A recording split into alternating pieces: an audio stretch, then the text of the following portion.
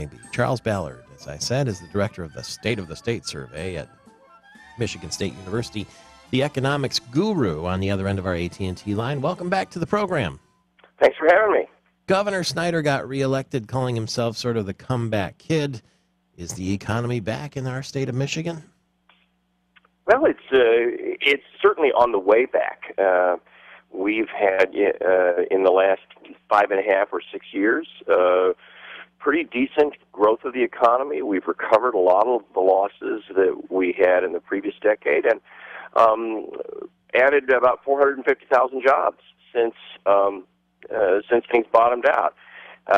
So that's the good news, and that is reflected in the numbers from our latest survey, which indicates that 60% of our respondents say that their current financial situation is good or excellent, and that's the best in more than a decade. On the other hand, we still got a ways to go. Even with all the job gains, we are still about 400,000 jobs below where we were when Michigan reached its all-time high in 2000. So the glass is definitely half full, but there's also some empty parts. Where could we get those jobs back if we could? Well, I think it's a long-term process. You don't have a fundamental structural restructuring of your economy as we had with the loss of manufacturing jobs, and then certainly fix it overnight. I think a lot of the answer will come from if the U.S. economy continues to grow, because the demand for autos and other things that we make comes not just from Michigan residents, but from people in Texas and Nebraska and everywhere else. And as long as the U.S. economy continues to grow, which it has been growing for 6 years now, that's going to be good news for Michigan. In terms of what we can do, I think for the long term, by far the most important is to ensure that our young people have the education and the training and the skills that are necessary to fit into today's economy. Because if you don't have those skills, no matter what the overall unemployment rate is, it's going to be hard for you to get a good job. If this were the Engler era and Governor Snyder could run again, he'd have a while till he had to do that, but how would he be received?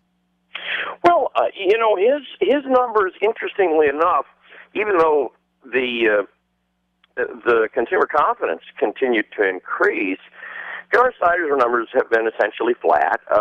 His approval, when we ask people how do you approve his job performance, and we give them the choice of excellent, good, fair, or poor, put the excellent and good together as the favorable categories. In this latest one, Governor Snyder was at 36% favorable. That's actually a slight downtick, very, very slight downtick from where he was before. He has, for most of his administration, been in a sort of a mid-range, mid to upper 30s, not fabulous by any means, lower than Jennifer Granholm had when she first came to office, lower than John Engler had during most of his administration. But he's been sort of consistent. And I think that's at least partly because of the public image that the governor projects. He doesn't want to be thought of as a rock star. He's a technocrat. He's a self-described nerd. And so I think that he would go ahead and do more of the same if he were to run for a third term, which, as you mentioned, he can't by our Constitution. I think one thing that may have depressed his favorability numbers in this when the survey was taken this spring, right at the time of all the debate about Proposal 1. And when the governor is supporting something that, for better or worse, was voted down by 80-20, yeah, that's hard to. That doesn't necessarily translate into really good poll numbers. How about President Obama? After all, the Democrats in Michigan will be lining up behind Hillary Clinton, or so it seems. Does she need to separate herself a great deal from him? I don't know. His President Obama's support from Democrats is pretty good. Overall, in most of the time that we've looked at both Snyder and Obama, Obama's numbers have been a little bit higher than Snyder's, and in this case, Snyder had 36% favorable, Obama had 40% favorable, in a sort of a similar mid-range. Many national polls, and this one here, have a little bit of an increase in President Obama's favorability ratings. This is a little bit of an upswing for him relative to our previous survey. Not a huge change.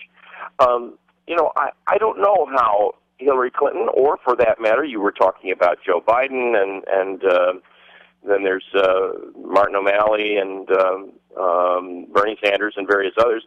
I don't know how they will try to position themselves. I think President Obama remains fairly popular among the Democrats in Michigan. Of course, his numbers aren't that great among Republicans. On the other hand, Governor Snyder's numbers among Democrats aren't that great either. It's always interesting talking to you, and it's always fun talking to you, too, and I appreciate the time. The way that you make things concise, maybe you ought to be a professor. Oh, that's right, you already are. Economics at Michigan State University.